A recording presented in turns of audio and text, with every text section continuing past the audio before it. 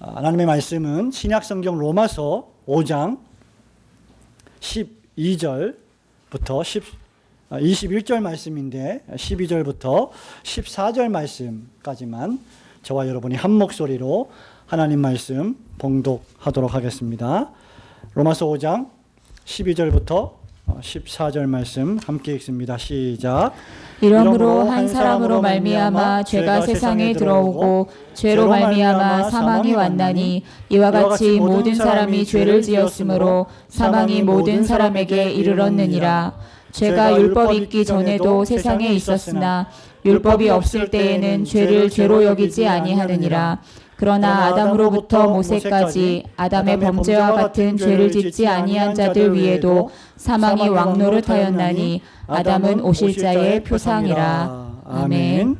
19절 말씀에 보면 한 사람의 순종치 아니함으로 많은 사람이 죄인 된 것 같이 한 사람의 순종하심으로 많은 사람이 의인이 되리라 라고 기록을 하고 있습니다. 오늘은 우리가 로마서 5장 12절부터 21절 이 본문의 말씀을 가지고 아주 중요한 신약성경, 특별히 사도 바울의 13개 편지 가운데 특별히 로마서에서 특별히 이 가장 중요한 어떤 신학적인 교리가 담겨 있는 본문 가운데 하나인 로마서 5장 이 12절부터 21절 말씀을 중심으로 아담과 그의 후손이라는 제목으로 소요리문답 강의 8번째 시간을 갖기를 소원합니다. 여러분들에게는 자녀들이 있죠. 자녀들에게는 부모들이 있습니다. 부모에게는 자녀가 있고 자녀에게는 부모가 있습니다. 그런데 놀라운 사실은 우리가 자주 놀라지 않지만 그 부모와 자녀와 부모가 대단히 놀랍게도 긴밀하게 연결되어 있다는 것입니다. 자녀는 부모를 닮고요. 부모는 자녀에게 자신의 모습을, 자신의 성격을, 자신의 성품을 물려줍니다. 그것을 어떻게 아느냐? 우리의 자녀들이 태어나서 성장하면서 문득문득 내가 평상시에 했던 말들 또는 내가 어렸을 때 했던 행동들, 내가 자라면서 생각했던 그러한 생각들을 우리의 자녀된 아이들이 생각하고 말하고 행동하는 것을 볼 때마다 우리는 가끔씩 깜짝 놀라기도 하면서 쟤네들이 내 아들이구나, 내 딸이구나 이런 생각을 하게 됩니다. 저에게는 아들이 하나가 있고 딸이 둘이 있는데요. 제 아들은 신기하게도 저를 많이 닮았습니다. 물론 제 아내도 닮았겠죠. 그런데 제 딸들은 신기하게도 저보다는 제 아내를 많이 닮은 것 같아요. 주변에서 그렇게 말을 합니다. 그렇다고 해도 제 딸들은 내 딸들이고 또 제 아들은 제 아내의 아들이겠죠.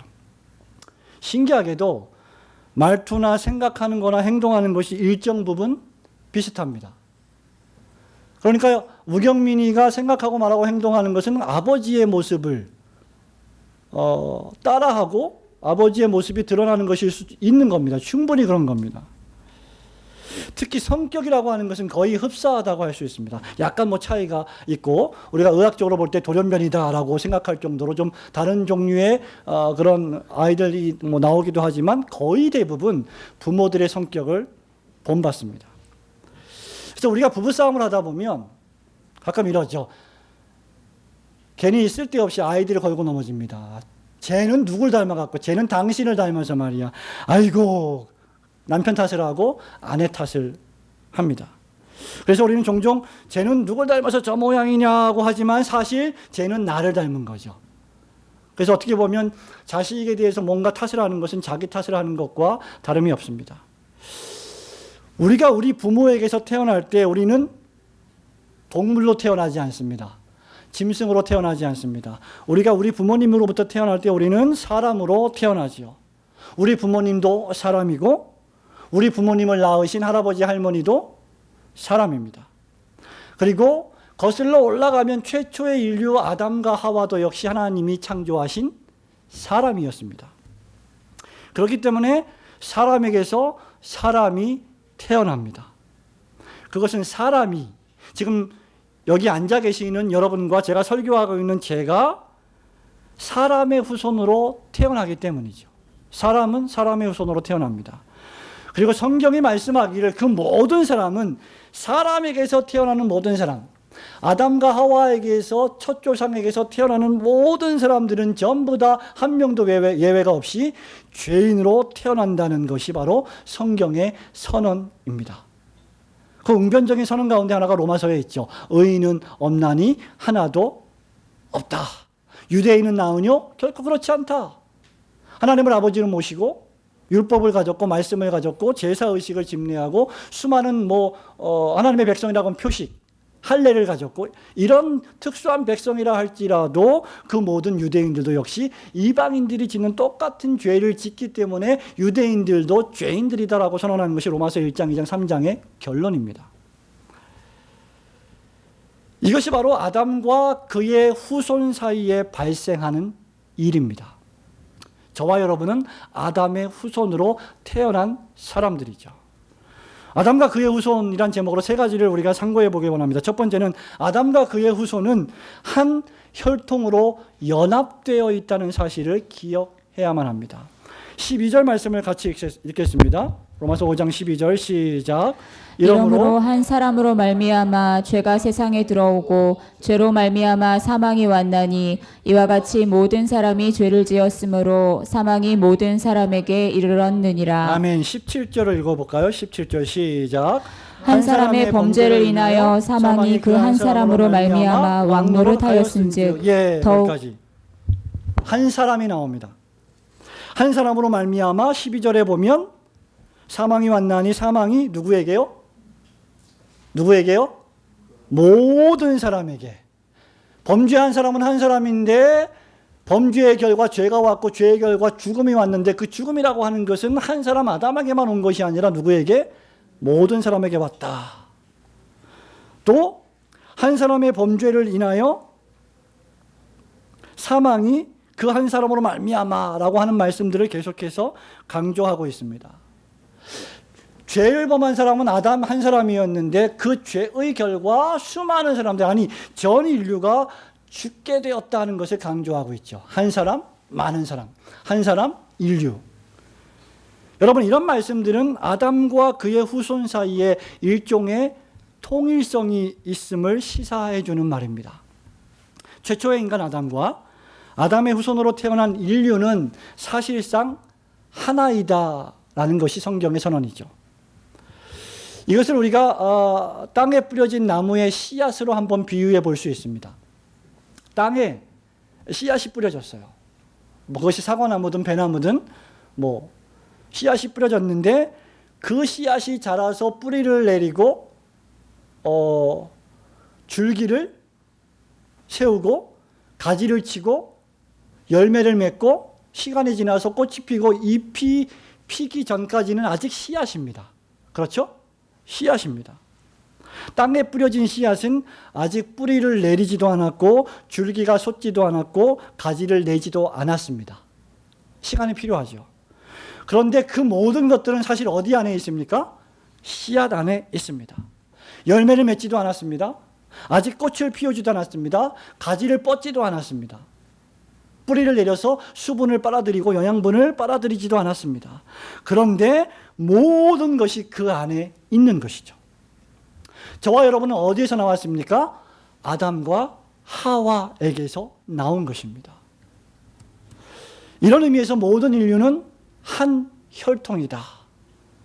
두 혈통, 세 혈통이 있지 않다. 오직 한 조상으로부터 우리 모두가 나왔다는 것을 뜻하고 있습니다. 사도행전 17장 26절 말씀에 보면 하나님께서 인류의 모든 족속을 한 혈통으로 만드사 온 땅에 거하게 하시고 저희의 연대를 정하시며 거주의 경계를 하나셨으니 라고 기록을 하고 있습니다.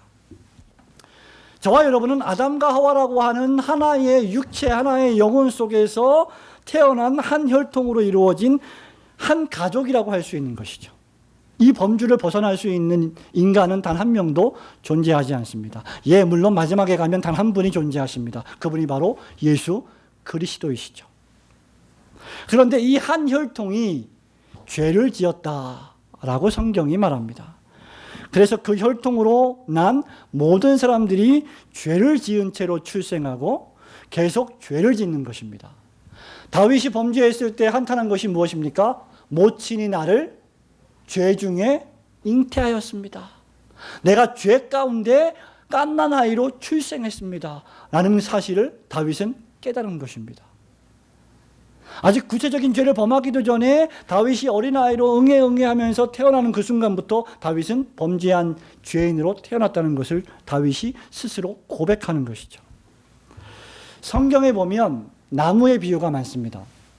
그 중에 하나가 나쁜 나무의 비유, 좋은 나무의 비유. 다르게 얘기하면 좋은 열매, 나쁜 열매의 비유가 나옵니다. 누가복음 6장 43절에 나오고요. 그리고 마태복음에도 나오고요. 사복음서에 거의 다 나오는 그런 비유인데 누가복음 6장 43절에 보면 이런 말씀이 있습니다. 못된 열매 맺는 나무가 없고 또 좋은 열매 맺는 못된 나무가 없느니라 라고 이중부정법을 사용해서 이 말씀을 하고 있습니다. 좀 쉬운 말로 하면 무슨 말입니까? 좋은 나무는 나쁜 열매를 맺을 수 있다 없다? 없다. 반대로 나쁜 나무는 좋은 열매를 맺을 수 없다. 더 쉽게 말하면 좋은 나무는 좋은 열매를 맺고 나쁜 나무는 나쁜 열매를 맺을 수밖에 없다는 것이 이 나무의 비유의 핵심입니다. 자, 그러면 무엇이 문제입니까? 열매가 문제입니까? 나무의 문제입니까? 나무의 문제입니다. 나무가 좋은 나무면 좋은 열매를 맺게 되어 있죠. 좋은 나무가 아닌데 좋은 열매를 맺을 수가 없다는 것입니다. 예를 들어서 여러분이 사과를 한 뼘이 아니죠. 한 입 베어 먹었습니다. 근데 어떤 사과는 되게 맛있는데 단데 어떤 사과는 맛이 하나도 없어요. 막 써요. 보니까 썩었어요. 이 사과 열매가 썩었습니다. 배가 썩었습니다. 그러면 그 나무에 달려있던 사과와 배가 왜 썩었을까요? 여러 가지 이유가 있겠지만 대부분 나무의 문제입니다. 나무가 좋지 못하기 때문에, 나무가 나쁘기 때문에, 나무가 썩었기 때문에, 또는 나무의 줄기나 뿌리가 둥치가 썩어 있기 때문에 나쁜 열매를 맺을 수밖에 없는 것이죠. 열매라고 하는 것은 어디서부터 자기의 존재를 부여받습니까? 나무에게서 자신의 존재를 부여받습니다. 그 열매는 나무에게서 자신의 열매의 전 존재를 받았기 때문에 썩은 나무에서는 썩은 열매만 나올 뿐입니다. 아무리 아름답게 치장하고 아무리 겉모습을 예쁘게 해도 바리새인은 바리새인의 썩은 모습이 드러나게 되어 있는 것과 마찬가지입니다.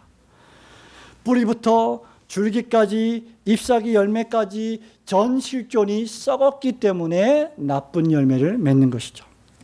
욥기 14장 4절에서 욥이 고백합니다. 누가 깨끗한 것을 더러운 것 가운데서 낼 수 있으리까? 하나도 없나이다.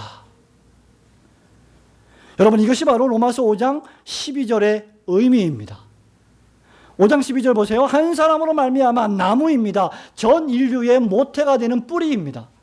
한 사람으로 말미암아, 한 사람이 썩었다고 말이죠. 한 사람이 죄를 지었다고 말입니다. 그 죄로 말미암아 그 죄의 결과, 그 죄인의 범죄함의 결과, 그 죄인으로부터 출생하는 모든 종류의 열매들, 즉 그의 후손들이, 그의 몸에서부터 나오는 모든 후손들이 썩은 채로, 부패한 채로 나온다는 것입니다. 그래서 누가 가르쳐주지 않아도 우리 어린아이들이 태어나서부터 조금씩 자라면서 거짓말을 빨리 배우는 이유는 죄인들이기 때문에 그런 것입니다. 이것은 우리에게 두 번째 원리를 가르쳐줍니다. 아담과 그의 후손. 그 두 번째는 무엇입니까? 이런 의미에서 아담은 존재하는 전 인류의 법적인 대표자가 된다는 사실입니다. 하나님께서 아담과 맺으신 계약과 언약 가운데 하나가 행위 언약이 있는데, 행위 언약을 맺으실 때 하나님께서 아담을 앞으로 출생할 모든 인류의 대표자로, 영적인 대표자로 세우셨다는 겁니다. 그래서 아담의 생각, 아담의 말, 아담의 행동, 일거수일투족 하나하나의 모든 것이 그의 후손에게 미칠 영향의 내용이 된다는 것이죠. 14절 말씀을 같이 한번 읽어보도록 하겠습니다. 시작. 그러나 아담으로부터 모세까지 아담의 범죄와 같은 죄를 짓지 아니한 자들 위에도 사망이 왕노릇하였나니 아담은 오실자의 표상이라. 예.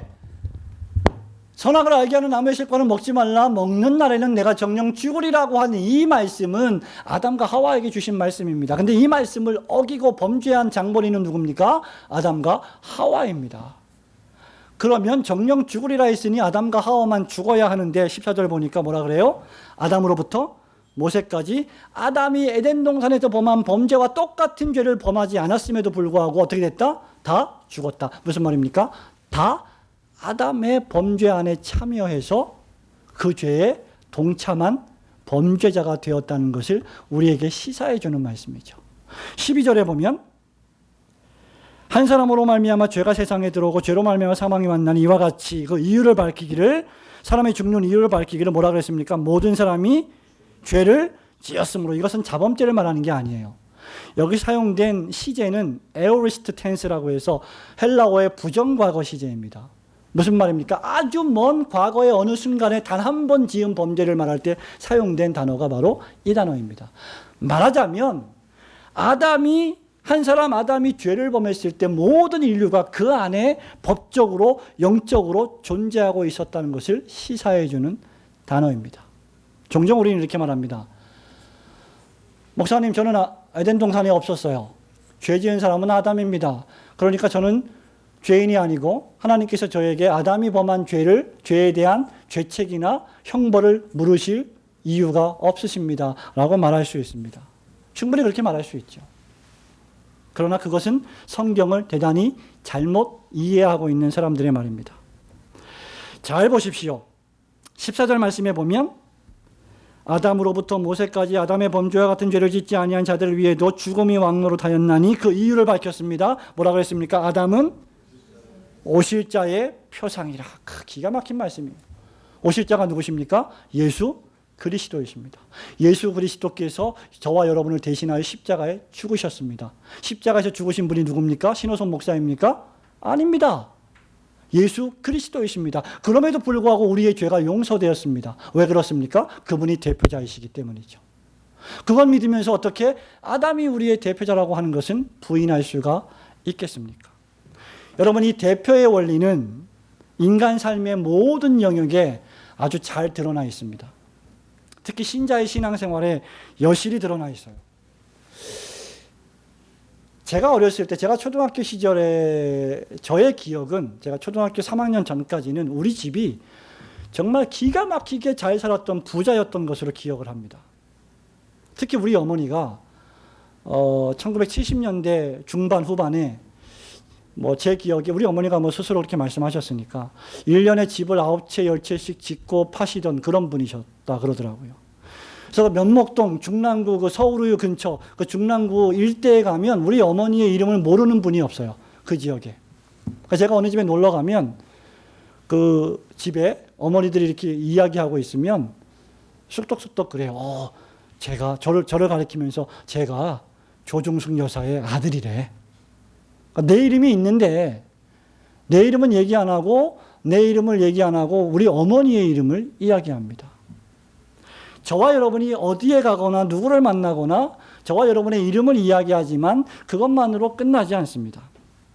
가정에서 여러분의 아버지는 여러분의 가정을 뭐합니까? 대표합니다.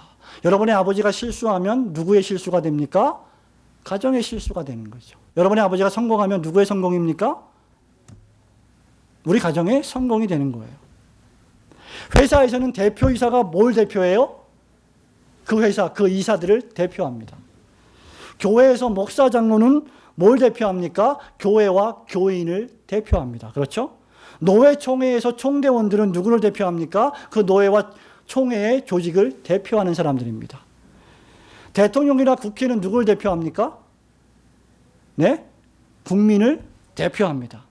그래서 그들이 권한을 위임받아서 어떤 결정을 했다고 하면 시민들이나 회원들 개인이 한 명 한 명씩 다 완전히 동의하지 않는다 하더라도 그 결정은 누구의 결정이 됩니까? 국가의 결정이 되는 거예요.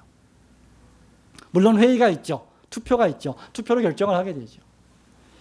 여러분, 이것이 바로 하나님께서 아담과 맺은 행위 언약입니다. 아담이 온 인류의 대표가 되어서 그가 행하는 일의 결과와 영향이 그의 후손에게 미치도록 작정하신 것이죠. 그러므로 아담은 개인이 아니라 대표입니다. 전 인류라고 하는 이 거대한 조직의 대표 아담, 최초의 인간 아담. 그는 혈통적으로 대표일 뿐만 아니라 언약적으로도 대표입니다. 그가 하는 일은 곧 그의 후손이 하는 일과 똑같아지는 것입니다. 그리고 더 나아가서 그가 했던 일은 실제적으로도 그의 후손에게 영향을 미치는 모든 인류의 일이 되고 말았습니다. 그 증거가 무엇입니까? 저와 여러분이 범죄한다는 것입니다. 저와 여러분이 늙고 죽어간다는 것입니다. 죄의 결과입니다. 원죄의 결과입니다. 실제 에덴 동산에 우리가 존재하지도 않았고 아담이 범죄한 그 범죄를 내가 실제로 하지 않았음에도 불구하고 나는 그 범죄를 태어나자마자 수행하게 됩니다. 12절 말씀, 모든 사람이 죄를 지었고 그 결과, 즉 죄의 결과 사망이 모든 사람에게 이르렀다라고 바울은 선포하고 있습니다. 그래서 결론적으로 세 번째 마지막으로 이 대표의 원리는 우리에게 아주 은혜로운 마지막 선물, 영생의 선물, 구원의 선물을 제공해 주는 역할을 합니다. 그것이 바로 예수 그리스도, 우리의 구세주가 되시는 메시아이신 예수 그리스도께서 우리를 대표하시는 우리 개인의 구주가 되신다는 사실입니다. 15절 말씀을 함께 읽겠습니다. 15절 시작. 그러나 이 은사는 그 범죄와 같지 아니하니 곧 한 사람의 범죄를 인하여 많은 사람이 죽었은즉 더욱 하나님의 은혜와 또는 한 사람 예수 그리스도의 은혜로 말미암은 선물이 많은 사람에게 넘쳤으리라. 여러분, 이 16절부터 15절부터 계속해서 반복되는 단어 가운데 하나가 바로 한 분, 한 사람, 한 분, 한 사람, 한 사람 예수 그리스도의 은혜로 말미암은 선물. 17절 보세요. 한 분 예수 그리스도로 말미암아. 18절 의의 한 행동으로 말미암아 많은 사람이 의롭다 하심을 받았은즉. 그죠? 19절에 한 사람의 순종하심으로 많은 사람이 의인이 되리라. 아담 한 사람의 범죄 때문에 많은 사람이 죄인이 되었고 죽었던 것처럼 예수 그리스도 한 분 때문에 그 안에서 모든 사람이 살고 모든 사람이 구원과 영생을 얻게 되는 축복을 우리에게 선언해 주시는 것입니다. 아담과 그의 후손 사이에 맺어진 행위의 언약 속에서 아담의 대표성의 원리가 신자에게, 저와 여러분에게, 21세기를 살아가는 저와 여러분에게 어떤 중대한 의미가 있을까요? 21절의 이 말씀은 그 중대성을 잘 시사해 주는 말씀입니다. 마지막 절 말씀 다시 한번 읽습니다. 21절 시작. 이는 죄가 사망 안에서 왕노릇한 것 같이 은혜도 또한 의로 말미암아 왕노릇하여 우리 주 예수 그리스도로 말미암아 영생에 이르게 하려 함이니라. 아멘. 이것이 바로 대표적 원리의 이유자 목적입니다. 그렇기 때문에 행위 언약은 우리를 치명적으로 실패하게 만드는 언약이 아니라 우리에게 복을 주시려고 하는 언약이었다는 사실을 우리는 깨닫게 되고, 그 행위 언약이 예수 그리스도와 성부 하나님 사이에 맺어진 구속 언약, 은혜 언약으로 말미암아 우리에게 축복이 된다는 사실을 교훈해 주는 것입니다. 이 말씀은 아담이 온 인류의 대표적 머리였듯이 둘째 아담으로 오신 그리스도 예수께서 저와 여러분을 구원해 주실 하나님의 백성의 대표가 된다는 것을 시사해 줍니다. 성도 여러분, 아담 안에서 우리가 하나님의 정죄를 당했습니다. 아담 안에서 우리가 사망 선고를 받았습니다. 그러나 그리스도 안에서 우리가 의롭다 하심을 받았습니다. 예수 그리스도 안에서 우리가 구원을 얻고 다시 부활하고 영생을 얻었습니다. 믿으시기를 축원합니다. 하나님께서는 자기 백성의 죄를 속하시고 구원하시는 하나님이십니다. 모세는 신명기 34장 43절에서 이렇게 말하죠. 너희 열방은 주의 백성과 함께 즐거워하라. 주께서 그 종들의 피를 갚으사 그 대적에게 보수하시고 자기 땅과 백성을 위하여 속죄하시리로다. 하나님은 당신의 백성들, 당신의 자녀들의 죄를 속죄해 주시는 분이십니다. 하나님께서 저와 여러분의 죄를 어떻게 속죄하십니까? 바로 대표성의 원리에 의해서 그렇게 하십니다. 바로 로마서 5장 12절부터 21절이 이 위대한 첫째 아담, 둘째 아담, 우리의 대표가 되는 이 대표의 원리를 통해서 우리에게 구원과 영생을 수여해 주시는 말씀입니다. 고린도전서 15장 47절에서 바울이 이 대표성의 원리를 이렇게 말하고 있습니다. 여러분, 고린도전서 15장은 무슨 장이죠? 예수 그리스도의 부활장이죠. 부활의 연속성과 불연속성을 설명하면서 신자가 죽음 이후에 부활해서 부활의 몸이 어떻게 될 것인지, 천국에서의 삶이 어떤 삶이 될 것인지를 설명하면서 이렇게 말합니다. 첫사람은 땅에서 났으니 흙에 속한 자이거니와 둘째 사람은 하늘에서 나셨느니라. 여기 첫째 사람은 아담이죠. 둘째 사람은 하늘에서 오신 예수 그리스도, 생명의 떡, 산떡입니다. 48절에 무릇 흙에 속한 자는 저 흙에 속한 자들과 같고 무릇 하늘에 속한 자는 저 하늘에 속한 자들과 같으니. 49절에 우리가 흙에 속한 자의 형상을 입은 것 같이 또한 하늘에 속한 자의 형상을 입으리라. 여러분, 우리는 이 한 구절의 말씀에 우리의 전 존재를 걸어야 됩니다. 저와 여러분은 미천한 육신을 가지고 이 세상에서 죄와 싸우고 고투하며 살아가고 있지만 어느 때가 되면, 어느 순간이 되면 그리스도께서 재림하실 때 우리가 우리의 수명을 다할 때 우리는 더 이상 이 흙에 속한 육체에서 버둥거리며 살지 않고 하늘에 속한 예수 그리스도의 형상을 입게 될 줄로 믿습니다. 우리는 비록 연약한 죄의 본성이 남아있는 육신의 몸을 입고 살고 있지만 하늘에 속한 자의 형상을 입혀주셨으니 하늘에 속한 형상을 입은 신자답게 천국을 미리 맛보며 살아가시는 성도들이 되시기를 축원합니다. 사랑하는 성도 여러분, 말씀을 맺습니다. 어떤 경우에서도 아담의 존재의 역사성을 부인하거나 아담이 저와 여러분의 인류의 대표가 된다는 사실을 부정하는 것은 전혀 유익하지 못합니다. 왜냐하면 성경은 우리의 대표가 되시는 그리스도의 속죄 사역을, 십자가 죽음을 강조하기 위해서 한 사람 아담의 불순종과 한 사람 그리스도의 순종을 비교, 대조하고 있기 때문입니다. 저와 여러분이 주의 깊은 신학의 독자라고 하면, 특별히 사도 바울의 13개의 편지를 주의 깊게 읽는 독자라고 하면 그것을 잘 간파하실 것입니다. 우리가 아담 안에서 범죄하여 저주와 심판을 받아 죄와 허물 가운데 죽었었던 비참한 존재였지만 이제는 한 사람 그리스도 안에서 은혜와 의의 선물을 넘치게 받아 새로운 생명으로 다시 살아났습니다. 우리는 아담의 후손이었지만 이제는 믿음으로 말미암아 성령의 역사하심을 통하여 예수 그리스도 안에서 하나님의 자녀가 된 줄로 믿으시기를 축원합니다. 로마서 6장 17절과 18절에서 바울은 이런 사실을 다음과 같이 선언합니다. 하나님께 감사하리로다. 너희가 본래 죄의 종이더니 너희에게 전하여 준 바 교훈의 본을 마음으로 순종하여 죄에게서 해방되어 의에게 종이 되었느니라. 계속해서 바울은 19절에서 그렇기 때문에 이렇게 권면하고 있죠.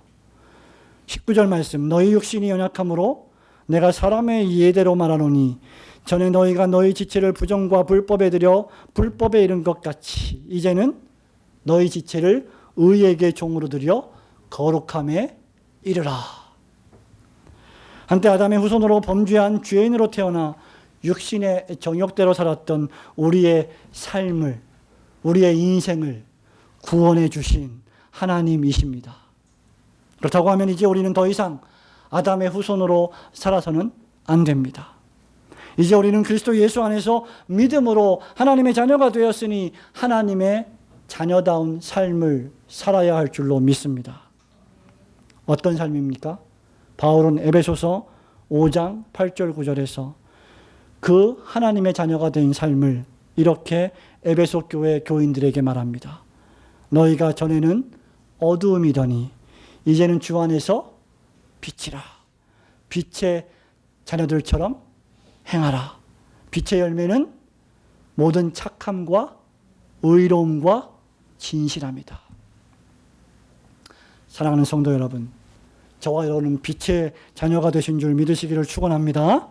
그러면 빛의 자녀들처럼 착하고 선하고 의롭고 진실하게 살아가는 성도들이 되어야 할 줄로 믿습니다. 그런 삶을 통하여서 우리 자신이 교회가 되고, 우리 자신이 예수 그리스도의 빛이 되고, 우리 자신이 예수 그리스도의 전권대사가 되어서 많은 어두움 가운데 있는 영혼들을 하나님의 구원으로 인도해내는 올곧은 성도들이 되시기를 주님의 이름으로 축원합니다. 아멘.